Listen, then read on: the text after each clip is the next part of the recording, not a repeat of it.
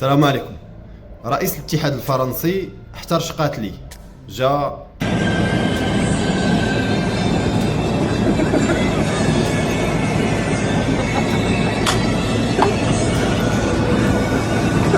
طاول على زين الدين زيدان نجم الكرة العالمية لاعبا ومدربا بشهادة الجميع. احسن مدرب تقريبا في عامين ولا 3 سنين تقريبا حقق القاب اللي ما حققوهمش مدربين في 30 سنه ولا 40 سنه. 3 دوري ابطال متتاليه 2016 2017 2018، كاس العالم، كاس او دوري ابطال اوروبا في 2002، كاس العالم 1998، كاس اوروبا 2000، كاس نهائي كاس العالم 2006. جعل من فرنسا منتخب جيد الى جيد جدا الى منتخب جعل منه منتخب بطل العالم 1998. تخيلوا معايا كيجي واحد كيطاول عليه كيقول لي مودي انا كنت اتصل بيا السماعه ديال الهاتف ما نهزاش في حق هذاك السيد. علاش؟ حقدا وكراهيه.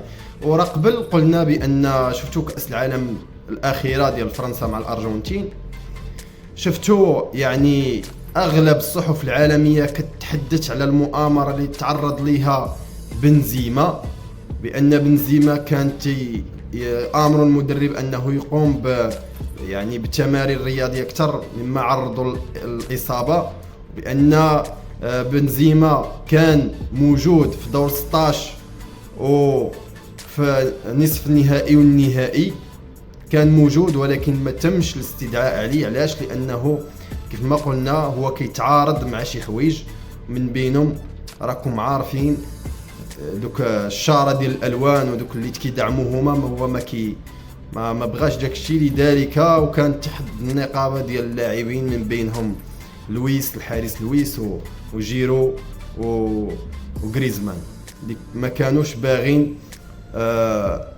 كريم بنزيما انه يكون في المنتخب. الوحيد اللي كان تيدعم بنزيما هو مبابي اللي خرج في التصريح كيف ما شفنا واجه فيه رئيس الاتحاد الفرنسي، واجهه بكل جرأة وقال له حنا ما كنحترموش الاساطير، زيدان هو فرنسا هي زيدان. واحد القضيه اخرى اللي بغيت نشير ليها هي راه شفتوا كميه الحقد والتنمر على كومان وشاوميني، داك اللاعب اللي زقل ضيع الهدف ديال الفوز بكأس العالم، نسيت على الاسم ديالو. راك شفتوا ردة الفعل اللي كان ديال الجمهور، يعني كيف ما كانوا تيقولوا الا فزتي بكأس العالم انت فرنسي ولا خسرتي انت افريقي.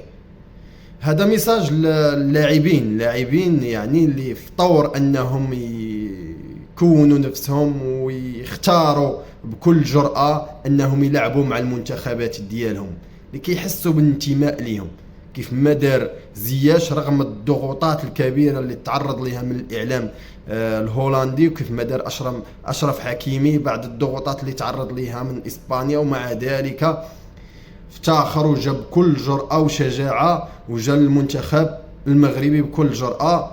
وشفتوا المستويات تبارك الله، آمنوا بنفوسهم وقارعوا الكبار في كأس العالم الأخيرة في قطر 2022 ووصلوا للنصف النهائي، ولولا شي أشياء ها كنا نشوفوهم في النهائي. يعني ما تقولش انت بأن لا انا مشيت لمنتخب عربي راه ما يمكنش لي نحقق الالقاب. ولا شوفوا خير دليل رياض محرز كان انه اي دوله بين فرنسا كانت عارضه عليه انه يمثل المنتخب ولكن الفرنسي، ولكن اختار انه يمثل المنتخب الجزائري وجاب معهم كاس افريقيا، وكنت اهل الكاس العالم يمشيو بعيد ان دراري عندهم في رجليهم تبارك الله. يعني نامنوا بنفوسنا بحال دابا الدراري اللي كاينين بحال مثلا بلال الخنوس الدري الواعد المغربي، ولا لاعب ديال باريس سان جيرمان اللي سميتو نسيت على الاسم ديالو، ولا لاعب ليل تا هو اللي نسيت على الاسم ديالو، او ليل او موناكو. كاين الياس حسني باريس سان جيرمان، وهذاك موناكو نسيت عليه. المهم هاد اللاعبين خاصهم يعرفوا اشنو يختاروا. يعني انت مهما اتقدم من تضحيات ومن كل شيء، ما يمكنش ان مثلا الدول الغربيه تعترف لك بالانجازات اللي حققتي. وراك شفتوا رئيس الاتحاد الفرنسي قال لي مودي انا راه ما يمكنش ليا تسمى عرفه ونجاوب. زيزو، زين الدين زيدان، زين الدين زيدان اللي كانت فرنسا كسويسرا وبلجيكا يعني منتخبات لا بأس بها مع ماجي، وكانوا تيتمناو هما انهم يجيهم شي لاعب بحال ميشيل بلاتيني، لان المنتخب الفرنسي كان يعني في الاوج العطاء ديالو مع ميشيل بلاتيني. ولكن بعد ما جي زين الدين زيدان قلبات الايه. زين الدين زيدان اللي عطى فرنسا 1998 بطل كلمه بطل العالم، وخلاهم انهم يوشموا اول نجمه على الصدر وعلى القميص ديالهم. وخد معهم كاس اوروبا في 2000، وصلهم 2006 نهائي كاس العالم وكانوا يفوزوا فيه. يعني لولا ديك الحادثه اللي وقعت ما بين زيدان وماتيرازي. هذا هو الامور راه باينه واضحه. المهم ان زين الدين زيدان هو رجل حليم، يعني ما خرجش تكلم بشي حاجه نهائيا وما ردش على رئيس الاتحاد الفرنسي. خلى جميع النقاد جميع المحبين ديال زيدان حنا تندافعوا على زيدان لانه كرجل مسلم. هذه اول حاجه.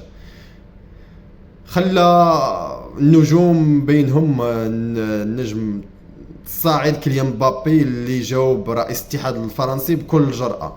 وخاص تحترم راسك شويه وتحترم الاساطير اللي يعني وشمات التاريخ ديال فرنسا.